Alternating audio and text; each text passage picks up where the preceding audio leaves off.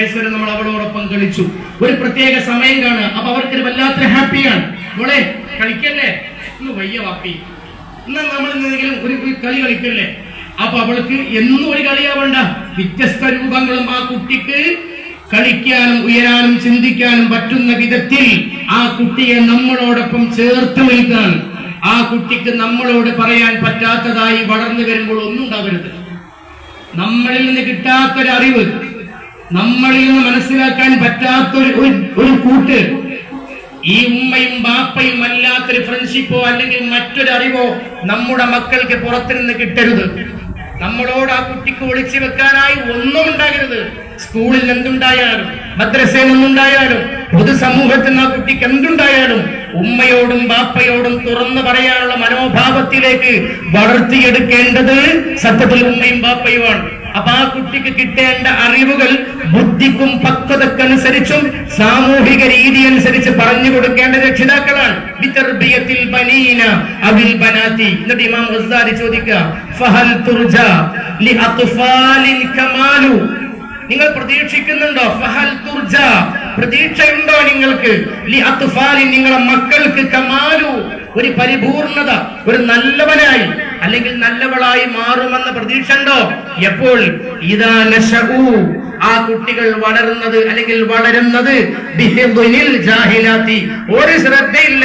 ഉമ്മാക്ക് നേരം വെളുത്തി വൈകുന്നേരം ഒരു വാട്സപ്പിലും ഫേസ്ബുക്കിലും യൂട്യൂബിലും ഇൻസ്റ്റഗ്രാമിലും പരതണ പണിയാ, കുട്ടിനെ ഒക്കെ നേരമില്ല. അങ്ങനെ ഒരു ശ്രദ്ധയില്ലാതെ കുട്ടിയെ ആർക്കോ വേണ്ടി എഴുതി തള്ളിയിരിക്കുന്ന, ചണ്ടിയാക്കിയിട്ട് അശ്രദ്ധവാലുവായി നടക്കുന്ന മാതാക്കളിലൂടെ ജീവിക്കുന്ന ഈ കുട്ടി നന്നായി തീരുമെന്ന് പ്രതീക്ഷിക്കുന്നോ എന്ന് ചോദിച്ചത് ആരാണ്? ലോകം കണ്ട മഹാപണ്ഡിതൻ സയ്യിദുനാ ഹുജ്ജത്തുൽ ഇസ്ലാം അബൂ ഹാമിദ് അൽ ഗസ്സാലി റളിയല്ലാഹു അൻഹു. ഗസ്സാലി ഇമാം എന്തേ പറഞ്ഞത്? ആൺകുട്ടിയാണെങ്കിൽ അവനക്ക് വാങ്ങി കൊടുക്കേണ്ട കളിക്കോപ്പേതാ? വീണയോ? എന്താ പറഞ്ഞത്? ഒക്കെ പറഞ്ഞാണല്ലോ. എന്തേ ഇമാം ഗസ്സാലി പറഞ്ഞത്? ഒരു കുട്ടിക്ക് കളിക്കോപ്പായി വാങ്ങിക്കൊടുക്കേണ്ടത് ഫുട്ബോൾ, ബോളാണ്, പന്ത്. എന്തിന്? ഈ കുട്ടിക്ക് ആ പന്തിലൂടെ ഭൂമിയെ കുറിച്ച് മനസ്സിലാക്കാൻ, പറഞ്ഞ് മനസ്സിലാക്കി കൊടുക്കാൻ, ഈ ഭൂമിയുടെ ഘടനയും രൂപവും അതിന്റെ സിറ്റുവേഷനും മനസ്സിലാക്കാൻ ഒരു ആൺകുഞ്ഞിന് വാങ്ങിക്കൊടുക്കേണ്ടത് ഒരു പന്ത്. അഷ്റഫുൽ ഖൽഖ് ത്വാഹ റസൂലുള്ളാഹി തങ്ങളുടെ വീട്ടിലേക്ക് ആയിഷ ബീവി കടന്നു വന്നപ്പോ ആയിഷ ബീവിയുടെ ഒക്കത്തുണ്ടായിരുന്നു ഒരു ബൊമ്മക്കുഞ്ഞ്. എന്ത്? ഞങ്ങളെ നാട്ടിൽ പറയും കളിപ്പാവ. കണ്ടില്ലേ? മുടിയൊക്കെ വാറിന് വെച്ചൊരു കളിപ്പാവ. ഇതാണ് പെൺകുട്ടിക്ക് കൊടുക്കേണ്ടത്. എന്തേ കാരണം? ഇതിൽ അർത്ഥങ്ങളുണ്ട്, ഒരുപാട് അർത്ഥങ്ങളുണ്ട്. അതുകൊണ്ട് രക്ഷിതാക്കൾ എന്ന നമ്മുടെ പ്രാഥമിക വിദ്യാഭ്യാസ ഏജൻസി ഒന്ന് ഉണരണം. ഉണർന്നേ ഞാൻ വെള്ളിയാഴ്ച പറഞ്ഞല്ലോ, രക്ഷിതാക്കൾ ഉണർന്ന് പ്രവർത്തിക്കണം. ഇത്രയും വലിയ സംവിധാനം ഉണ്ടാക്കാൻ ശ്രമിച്ച നമ്മളെ പോയ കാരണവന്മാർ, എത്ര മതപ്രസംഗങ്ങളും എത്ര ഉസ്താദുമാർ അണ്ണാക്ക് കീറിയിട്ടായിരിക്കും അവിടെ നീ മെഹ്റാബിൽ നിന്ന് ചങ്കുകീറി ഇത്രയും വലിയ സംവിധാനത്തിലേക്ക് മദ്രസ പടുത്തുയർത്താൻ ശ്രമിച്ചിട്ടുണ്ടാവുക. എത്ര ആളുകളുടെ ത്യാഗമാണിത്, എത്ര ആളുടെ സഹകരണമാണിത്. അവർക്കൊക്കെയും അർഹിക്കുന്നത് അല്ലാഹു നൽകുമാറാവട്ടെ. ആത്മാർത്ഥമായി ഹൃദയത്തിന്റെ നാവ് കൊണ്ട് ദുആ ചെയ്യുക, അല്ലാഹു അർഹിക്കുന്ന പ്രതിഫലം നൽകുമാറാവട്ടെ. ഇത്രയും വലിയ കെട്ടിടം 11 മണി കഴിഞ്ഞാൽ ഒഴിഞ്ഞു കിടക്കുക, മദ്രസ കഴിഞ്ഞാൽ പിന്നെ ഫ്രീ ആയിട്ട് കിടക്കുക. നമുക്ക് ഒരുപാട് സംവിധാനം കണ്ടെത്താം. ഈ മദ്രസക്കകത്തിരുന്ന് നമ്മുടെ മഹല്ലിന്റെ പരിധിയിലുള്ള ഒരു ജോലിയില്ലാത്ത വിധവകളാകുന്ന സ്ത്രീകളുണ്ടെങ്കിൽ അവർക്കൊരു പരിശീലന കേന്ദ്രങ്ങളാക്കി മാറ്റാൻ നമുക്ക് കഴിയും. അവർക്ക് എന്തെങ്കിലും പരിശീലനം, ഒരു ഞായറാഴ്ചയോ അല്ലെങ്കിൽ ഒരു ശനിയാഴ്ചയോ ഒരു തയ്യൽ മെഷീൻ പരിശീലനം അല്ലെങ്കിൽ മറ്റെന്തെങ്കിലും പരിശീലനം, എന്തെങ്കിലും കോച്ചിങ് ക്ലാസുകൾ ഒക്കെ കൊടുത്തുകൊണ്ട് ഇൻഷാ അല്ലാഹ് ഓരോന്ന് ഘട്ടത്തിനനുസരിച്ച് നമ്മുടെ മഹല്ലിന്റെ പുരോഗതിക്ക്, നാടിന്റെ ഗുണത്തിന്, അള്ളാന്റെ ദീൻ പൊരുത്തപ്പെടുന്ന രൂപത്തിൽ മുന്നോട്ട് പോവാൻ നമുക്കൊക്കെയും ഒരുമിച്ച് നിന്നുകൊണ്ട് അല്ലാഹു തൗഫീഖ് ചെയ്യട്ടെ. അപ്പൊ നമ്മുടെ മദ്രസയിൽ വരുന്ന കുട്ടികളെ ഒന്നാമതായി ശ്രദ്ധിക്കേണ്ട കുട്ടിന്റെ മനോഭാവം, ആ കുട്ടിന്റെ ആൾട്ടിറ്റ്യൂഡ് മനസ്സിലാക്കണം. 2, ആ കുട്ടിന്റെ സ്കില്ല്, കുട്ടിയുടെ വൈദഗ്ധ്യം. നല്ല കുട്ടികളുണ്ടാവും. ഞാൻ പറഞ്ഞല്ലോ, ചില കുട്ടികൾ നിങ്ങൾ ഇരിക്കുന്ന ബെഞ്ചം നോക്കിയേ, ജസ്റ്റ് നോക്കി രക്ഷിതാക്കളെ, നിങ്ങളെന്താ എന്നെ നോക്കി പഠിപ്പിക്കുക? ബെഞ്ച് എന്ന് പറയുമ്പോൾ നിങ്ങൾ എന്റെ മുഖത്തൊക്കെ നോക്കണേ, ബെഞ്ചിന്റെ മുഖത്തല്ല നിങ്ങൾ നോക്കി. നല്ല നല്ല കലകൾ കാണാൻ കഴിയും. രക്ഷിതാക്കളുടെ നമ്മുടെ മക്കൾക്ക് എഴുതുമ്പോ നമ്മൾ എന്താ മനസ്സിലാക്കേണ്ടത്? ഞാനാണ് മനസ്സിലാക്കും, ആ കുട്ടിയെ കണ്ടെത്തിയിട്ട് ആ കുട്ടിന്റെ സ്കില്ല് വൈദഗ്ധ്യത്തിനനുസരിച്ച് ആ കുട്ടിക്ക് ഏതിലാണോ താല്പര്യമെങ്കിൽ ആ താല്പര്യത്തെ വളർത്തിയെടുക്കാൻ കഴിയണം. അതാണ് സോഷ്യൽ എഞ്ചിനീയർ. ആശാരി പെരുന്തച്ഛനായാൽ ഏത് വട്ട കൊണ്ടും തേക്കാക്കാൻ കഴിയും. അങ്ങനുണ്ടല്ലോ, വട്ട മുറിച്ചിട്ട് തേക്കാക്കി പോളിഷ് അടിച്ചിട്ട് നല്ല ടേബിൾ ഉണ്ടാക്കും. കണ്ടാൽ നിലമ്പൂരി ഫോറസ്റ്റ് തേക്കാന്ന് പറയും. എന്തേ? ആശാരി പെരുന്തച്ഛനാണ്, വൈദഗ്ധ്യമുള്ളവനാണ്. ഏത് പാഴ്മരം കൊണ്ടും കലാവിരുത് തീർക്കാൻ അവനക്ക് കഴിയും. നമ്മുടെ മക്കളൊക്കെ നല്ല പണിത്തരത്തിന് പറ്റിയ ഉരുപ്പടിയാ. ആശാരി പെരുന്തച്ഛനായാൽ ആ കുട്ടിന്റെ വൈദഗ്ധ്യം, സ്കില്ല് മനസ്സിലാക്കി അവനെ നമുക്ക് വളർത്താൻ കഴിയും. നല്ല പാട്ടുകാരനാക്കാം. ക്ലാസ് എടുക്കുമ്പോഴാണ് ചില കുട്ടികൾ ഇങ്ങനെ മൂളിപ്പാട്ട് പാടുന്നത്. അപ്പൊ ഉസ്താദ് വന്ന് ചൂരൽ വീശാണോ വേണ്ടത്? അല്ല, ആ കുട്ടിയെ അടുത്തേക്ക് വിളിച്ചിട്ട് മോനെ അല്ലെ മോളെ ഒന്ന് വന്നേ, നമുക്ക് ഒരുമിച്ച് പാടല്ലേ എന്ന് പറഞ്ഞ് കുട്ടിക്ക് പ്രോത്സാഹനം കൊടുക്കുക. എന്തിന്? ആ കുട്ടിയുടെ ഉള്ളിൽ ഒളിഞ്ഞു കിടക്കുന്ന ജിജ്ഞാസ എന്നൊരു മനോഭാവമുണ്ട്, ഒരു കരുത്ത്, ഒരു കഴിവ്. അതിനെ പൊടി തട്ടിയെടുക്കാൻ നമുക്ക് കഴിയണം. ചിലർ വരക്കും, അവനെ വളർത്താൻ കഴിയണം. അത് പാഠ്യപദ്ധതിയല്ല, പാഠ്യേതര പദ്ധതിയാണ്. ചില കുട്ടികൾക്ക് സാമൂഹികമായി പരിവർത്തനത്തിന്, ചില കുട്ടികൾ കാണാം ഈ ഇലക്ട്രിക്കിന്റെ സാധനം സ്വിച്ച് ഇട്ട് നോക്കും, വന്നിട്ട് സ്വിച്ച് പരിശോധിക്കും, ഫാനുമ തൊട്ട് നോക്കും. ഓന്റെ സ്കില്ല് വേറെയാണ്. അതിന് അടിക്കലും കുത്തലും അല്ല വേണ്ടത്. പരിപോഷിപ്പിക്കാൻ നമുക്ക് കഴിയണം, വളർത്താൻ കഴിയണം. അത് വളർത്തുന്നതോടൊപ്പം തന്നെ അവനെ കണ്ടെത്തുന്ന ഒരു അധ്യാപകനെ കിട്ടിയാൽ അവൻ അച്ചടക്കമുള്ളവനാകും. അവനിക്ക് ആ മനോഭാവമുള്ള ഉസ്താദിനെ കിട്ടിയാൽ ആ ഉസ്താദിന്റെ അനുസരണ അച്ചടക്കമുള്ള കുട്ടിയായി മാറുവൻ. അള്ളാഹു തൗഫീഖ് ചെയ്യട്ടെ. പാട്ട് പാടുന്നവനെ പാട്ട് പാടുന്നതിലൂടെ തന്നെ നമുക്ക് നമ്മുടെ മതത്തിന്റെ ചട്ടക്കൂടിൽ നിർത്താൻ കഴിയും. ഈ 3 കാര്യം ഒരു കുട്ടിന്റെ വിജയത്തിന്റെ മാനദണ്ഡമാണ്. പിന്നെ ശ്രദ്ധിക്കേണ്ടത് എന്താ? ഈ കുട്ടിയുടെ കായിക ആവശ്യങ്ങളുണ്ട്, മാനസിക ആവശ്യങ്ങളുണ്ട് കുട്ടിക്ക്. അതായത് ഒരു കുട്ടിയുടെ മനോബലം, കായബലം, ഇത് രണ്ടും രണ്ടാണ്. ആണിന്റെ കായബലമോ മനോബലമല്ല ആർക്ക്? സ്ത്രീക്ക്. ആണും പെണ്ണും മനോബലത്തിലും കായബലത്തിലും വ്യത്യാസമുണ്ട്. മനോബലം എന്ന് പറഞ്ഞാൽ നമ്മുടെ മനസ്സല്ല. ആർക്ക്? പെൺകുട്ടികൾക്ക്. നമ്മളിവിടെ ഇച്ചിരി പരുക്കനാണ്. സ്ത്രീകളോ ലോല ഹൃദയങ്ങളാണ്. നമ്മൾക്ക് രക്തം കണ്ട പെട്ടെന്നും തല കറങ്ങൂല. നമ്മൾ ആരെങ്കിലും പെണ്ണുങ്ങൾ കശാപ്പ് ചെയ്യാൻ പോകാറുണ്ടോ? അവർക്ക് ചോര കണ്ട തല കറങ്ങും. ആക്സിഡന്റ് കണ്ടാൽ അവരാരും എടുക്കു അവർക്ക് നെഞ്ഞക്കടിച്ച് കരയാൻ കഴിയും. എന്ത് കാരണം? മനോബലത്തിലുള്ള വ്യത്യാസമാണ്. നമ്മൾ മനക്കെട്ടിയുള്ള ആളുകളാണ്. കായബലമോ ശാരീരിക പ്രകൃതി തന്നെ നമ്മൾ ഉരുക്ക് ശരീരമാണെങ്കിൽ മൃദുലമാണ് ആരുടെ ശരീരം? പെണ്ണിന്റെ. ഇതൊക്കെ വ്യത്യാസമാണ്. ഈ കുട്ടിന്റെ കായിക ആവശ്യങ്ങളാണ് വെള്ളം കുടിക്കാൻ, ശുദ്ധമായ വായു കിട്ടാൻ. ഈ സംവിധാനങ്ങളൊക്കെ മദ്രസ സംവിധാനത്തിന് ആവശ്യമുണ്ട്. ഇവിടെ എയർ സർക്കുലേഷന്റെ പ്രശ്നമില്ല, വിശാലമായ സർക്കുലേഷൻ ഉണ്ട്, കുടിക്കാൻ സൗകര്യമുണ്ട്, മലമൂത്ര വിസർജനം, എല്ലാത്തിനും സൗകര്യമുണ്ട്. പിന്നെ കുട്ടിന്റെ മാനസിക ഉല്ലാസം. ആ കുട്ടിക്ക് എപ്പോഴും പഠിപ്പിക്കണം. എഴുതലും ഹോംവർക്കും മാത്രമല്ല, കുട്ടിക്ക് മദ്രസ സംവിധാനത്തിൽ തന്നെ ചില തമാശകളും പൊടിക്കൈകളുമായി ക്ലാസ്സിൽ നമുക്ക് പെരുമാറാൻ തുടങ്ങിയാൽ ആ കുട്ടി ഓട്ടോമാറ്റിക് മദ്രസയിൽ വരും. ഞാൻ ഒരു അഹങ്കാരമോ ദുരഭിമാനമോ ഒരു വലിപ്പത്രോ പറയുന്നതല്ല. റബ്ബിന്റെ തൗഫീഖ് കൊണ്ട് 5.5 വർഷം നിങ്ങൾക്ക് അന്വേഷിച്ചാൽ മനസ്സിലാകും. പെരുമ്പിള്ളിച്ചിറയിലെ, തൊടുപുഴയിലെ പെരുമ്പിള്ളിച്ചിറ മുഹയ്യദ്ദീൻ ജുമാഅത്ത് പള്ളിയിലാണ് ഞാൻ ആദ്യം തെക്കൻ കേരളത്തിലെ ഒരു ഖിദ്മത്തിന്റെ മേഖലയിൽ വന്ന്. അന്ന് മദ്രസയിലെ സദറും കൂടിയാണ്.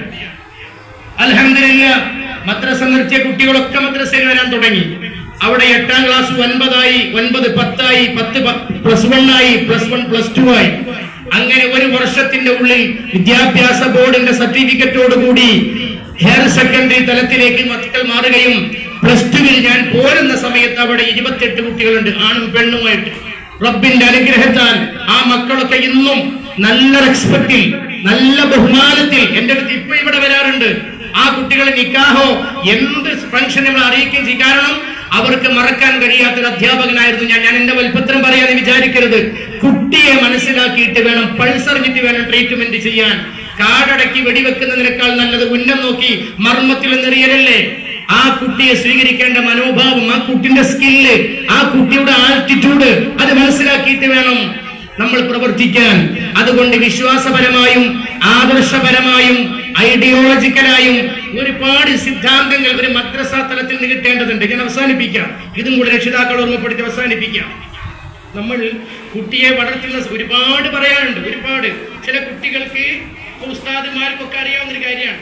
എഴുതടാന്ന് പറയുമ്പോൾ ചില കുട്ടികൾ എഴുതൂല, വായിക്കടാന്ന് പറയുമ്പോൾ ചില കുട്ടികൾക്ക് വായിക്കാൻ അറിയൂല. അപ്പോൾ ആ കുട്ടിക്ക് എന്തോ വിഷമുണ്ട്.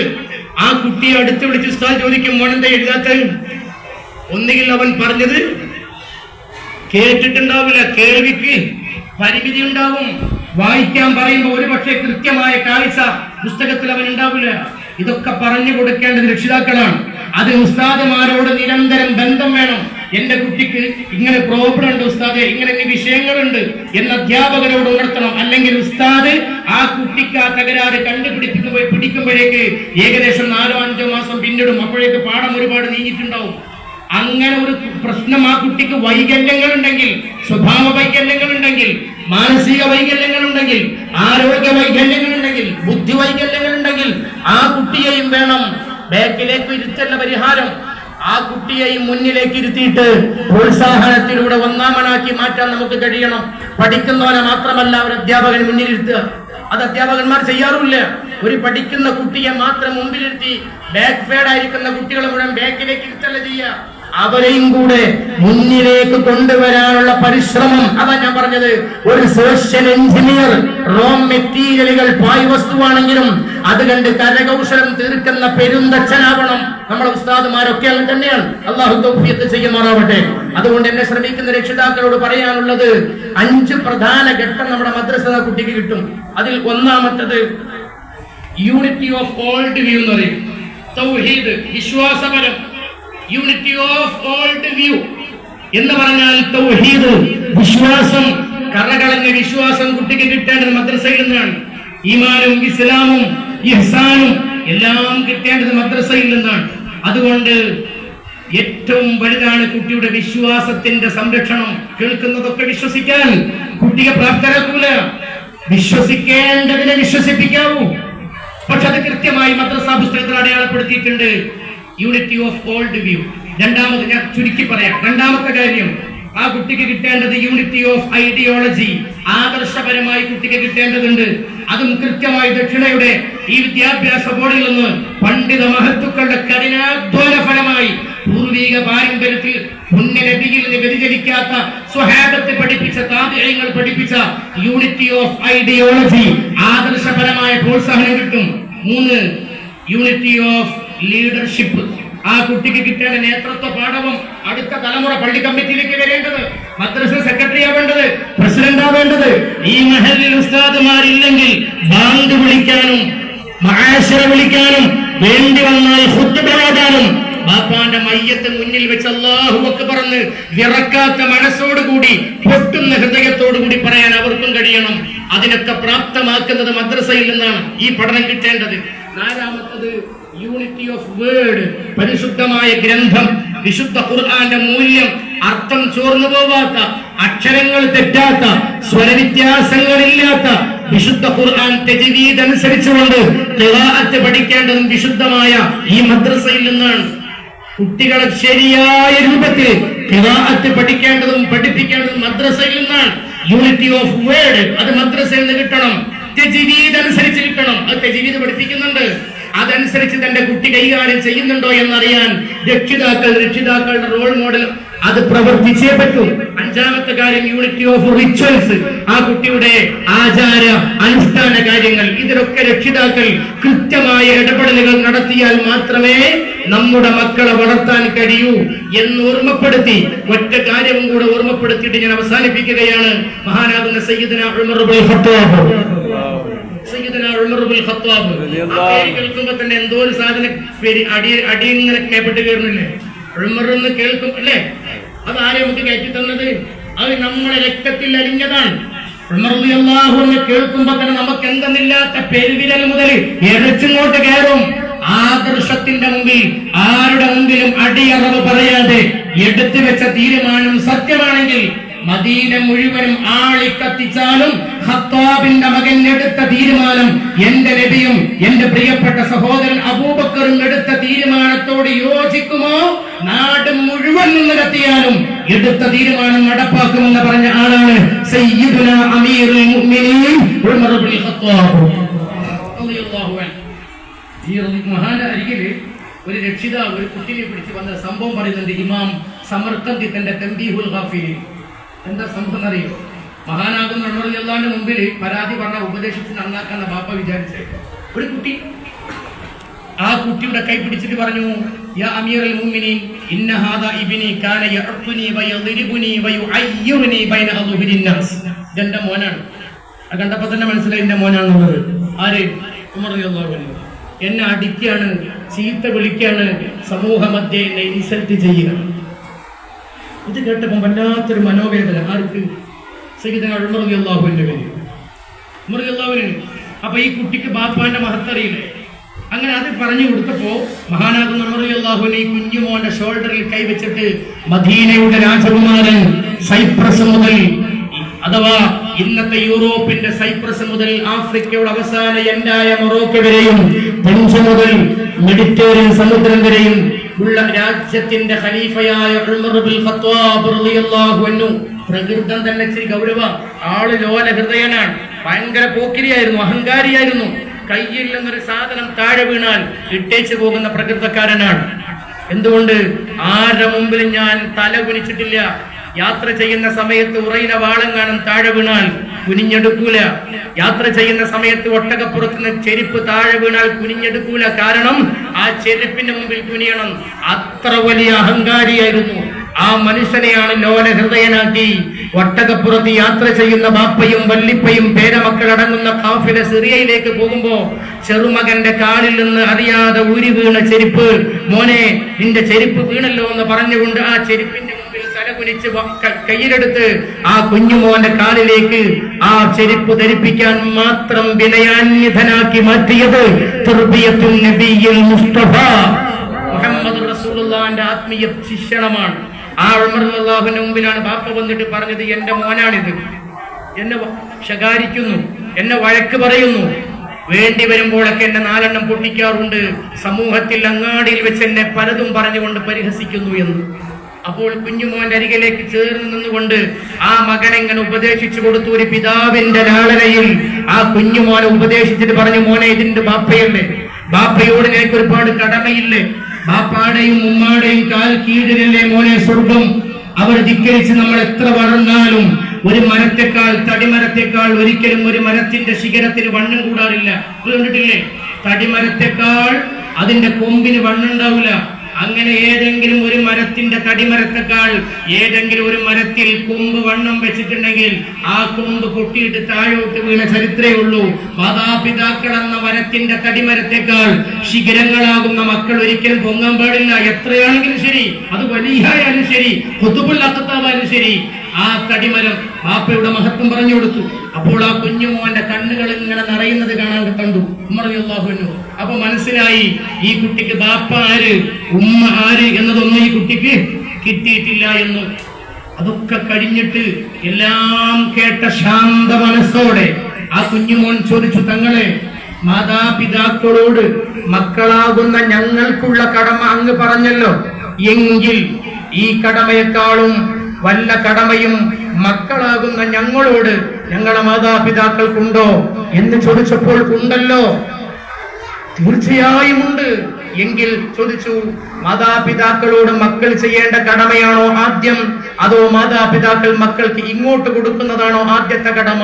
അപ്പോൾ പറഞ്ഞു, മാതാപിതാക്കൾ മക്കൾക്ക് ഇങ്ങോട്ട് കൊടുക്കുന്നതാണ് കടമ. ജനനവും ജന്മവും നമ്മൾ പ്രതീക്ഷിച്ചിട്ട് കിട്ടിയതല്ല, നമ്മളാരും ഉദ്ദേശിച്ചുണ്ടായതല്ല. നമ്മുടെ മക്കൾ, നമ്മൾ പ്രാർത്ഥിച്ചിട്ടുണ്ട് നല്ല മക്കൾ ഉണ്ടാവാൻ. നമ്മുടെ പരിശ്രമങ്ങളും നമ്മുടെ അധ്വാനങ്ങളൊക്കെ ഉണ്ട്. പക്ഷേ നമ്മൾ പ്രതീക്ഷിച്ചല്ലല്ലോ നമ്മുടെ കുഞ്ഞുങ്ങൾ ജനിച്ചത്. അള്ളാഹുവിന്റെ ഫദ്ലാണ്. റബ്ബ് തന്ന സമ്പാദ്യമാണ്, റബ്ബ് തന്ന അമാനത്താണ്.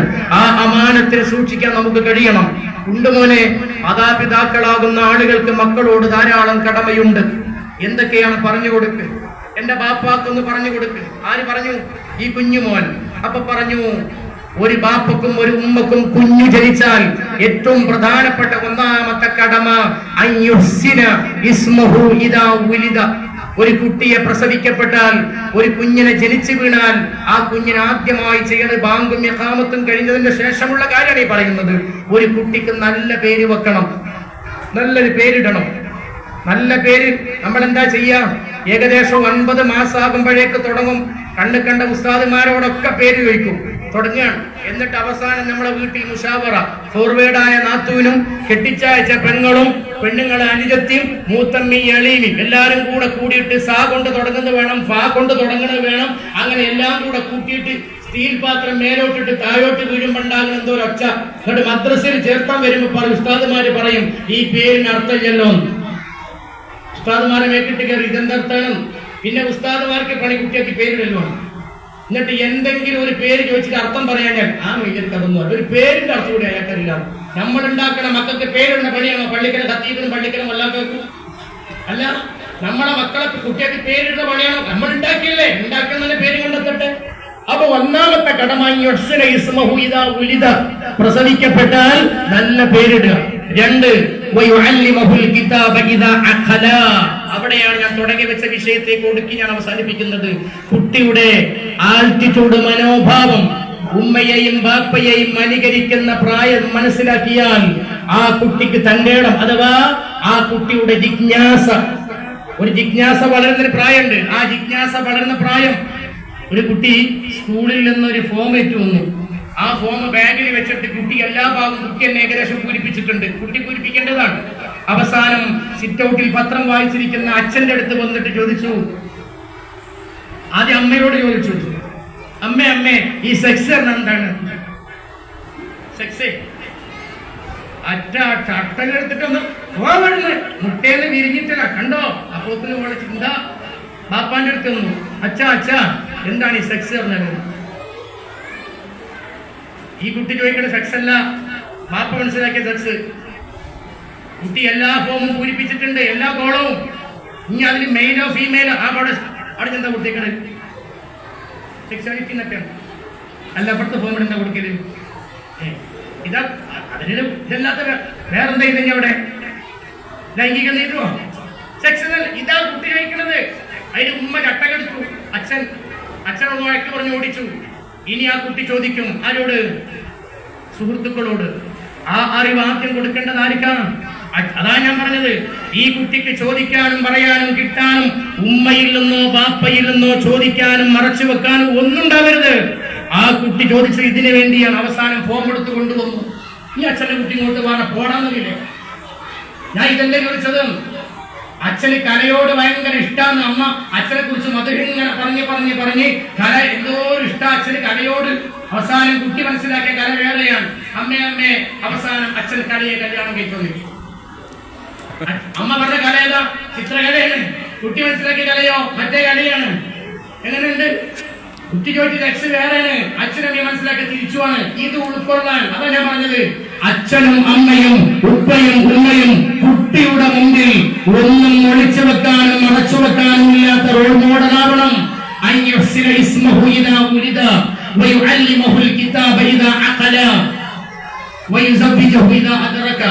രണ്ടാമത്, കുട്ടിയുടെ മനോഭാവം വളർന്നു വരാൻ തുടങ്ങിയാൽ കുട്ടിക്ക് അള്ളാഹിനെ കുറിച്ചും കിതാബിനെ കുറിച്ചും പഠിപ്പിക്കണം.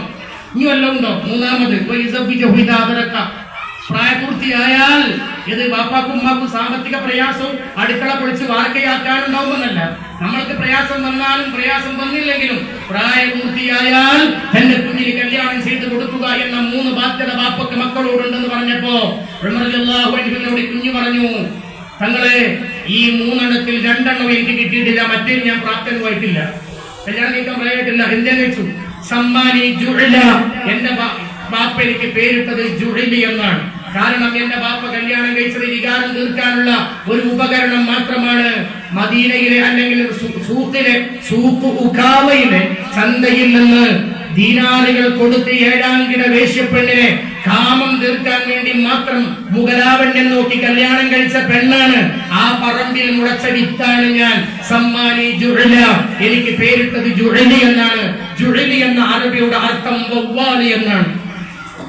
ജുഅലി നല്ല പേര്. ഉമ്മാന്റെ ജീമ്, ബാപ്പാന്റെ അരി, വല്യമാന്റെ ലാമ്, ജുഅലി. നമ്മളും അങ്ങനെ തന്നെയാണ്. എങ്ങനെയുണ്ട്?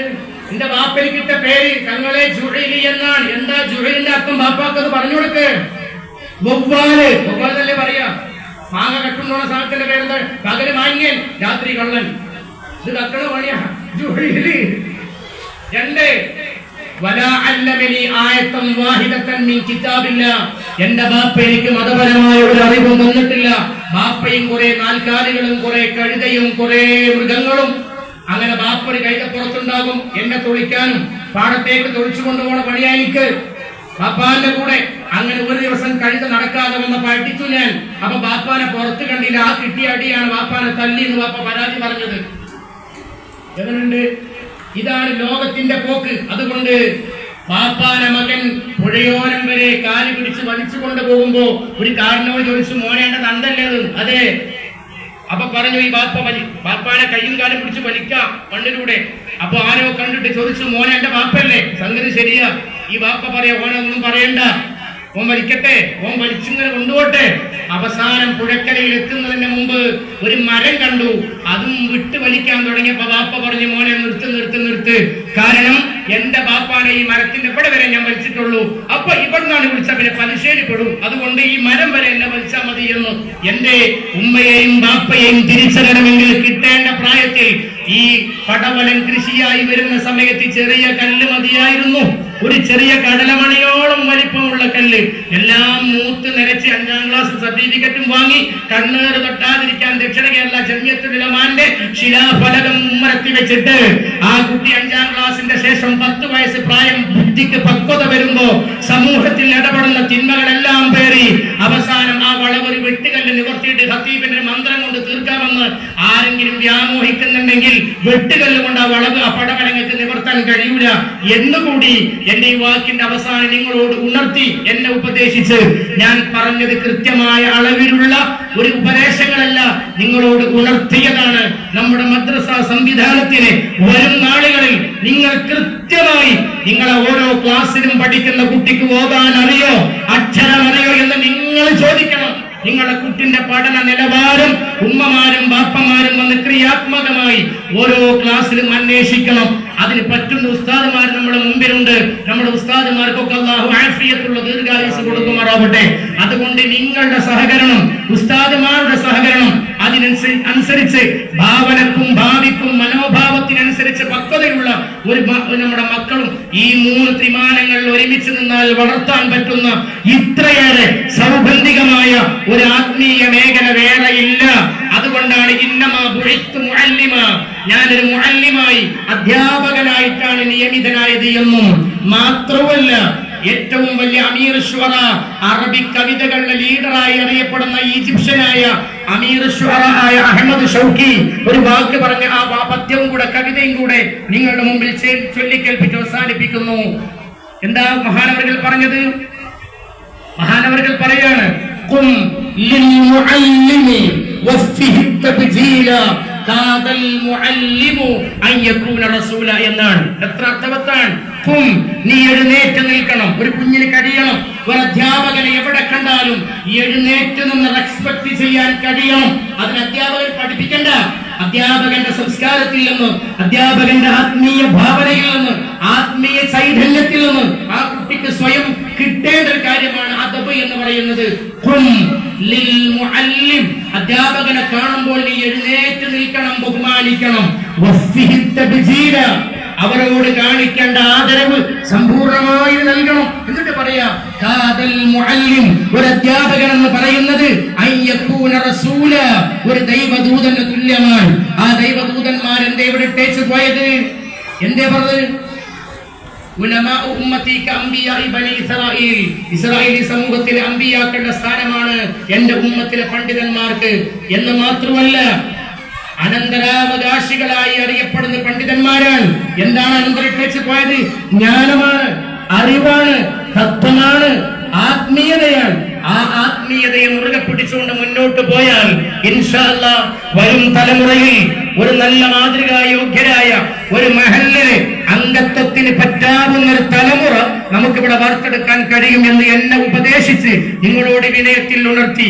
ഇനിയുള്ള നാളുകൾ ഈ മുഅല്ലിമീങ്ങളും ഈ കമ്മിറ്റിക്കാരും മാത്രമല്ല, ഇതിന്റെ ലീഡർഷിപ്പ് ഈ മഹല്ലിന്റെ ചീഫ് ഇമാമായി നിയമിതനായതോടുകൂടി ഈ മഹല്ലിന്റെ പുരോഗതിയിൽ പള്ളിയും മദ്രസയും ഇവിടത്തെ സാംസ്കാരിക മേഖലയും നമ്മുടെ രാജ്യത്തിന്റെ സാമ്പത്തിക ഭദ്രതയും അതോടൊപ്പം ജീവകാരുണ്യ പ്രവർത്തനം അടക്കം ഈ മഹല്ലിന് എന്താണോ ആവശ്യമുള്ളതെങ്കിൽ നമുക്കൊരുമിച്ച് നിന്നുകൊണ്ട് ഒറ്റ മനസ്സോടുകൂടി ഭിന്നിപ്പും വിയോജിപ്പുകളൊന്നുമില്ലാതെ ഒരു ഇമാമിന്റെ കീഴിൽ, ഒരു ജമാഅത്തിന്റെ കീഴിൽ ഒത്തൊരുമയോടുകൂടി ഇൻഷാ അല്ലാഹ് ഒരുമിച്ച് മുന്നോട്ട് പോവാൻ അല്ലാഹു തൗഫീഖ് നൽകുമാറാവട്ടെ എന്ന് മാത്രം പറഞ്ഞുകൊണ്ട് ബിസ്മില്ലാഹിർ റഹ്മാനിർ റഹീം ഇഖ്റഅ ബിസ്മി റബ്ബിക്കല്ലദീ ഖലഖ് ഖലഖൽ ഇൻസാന മിൻ അലഖ് ഇഖ്റഅ വറബ്ബുക്കൽ അക്രം അല്ലദീ അല്ലമ ബിൽ ഖലം അല്ലമൽ ഇൻസാന മാ ലം യഅലം സദഖല്ലാഹുൽ അലിയ്യുൽ അദീം എന്ന മഹത്തായ വാക്യത്താൽ ഉദ്ഘാടന കർമ്മം നിർവഹിച്ചതായി അറിയിച്ചുകൊണ്ട് നിർത്തുന്നു. ഏറിയെങ്കിൽ ക്ഷമിക്കണേ, കുറഞ്ഞെങ്കിൽ പൊറുക്കണേ എന്ന അപേക്ഷയോടുകൂടി വആഖിറു ദഅവതി അൽഹംദുലില്ലാഹി അസ്സലാമു അലൈക്കും വറഹ്മത്തുള്ളാഹി.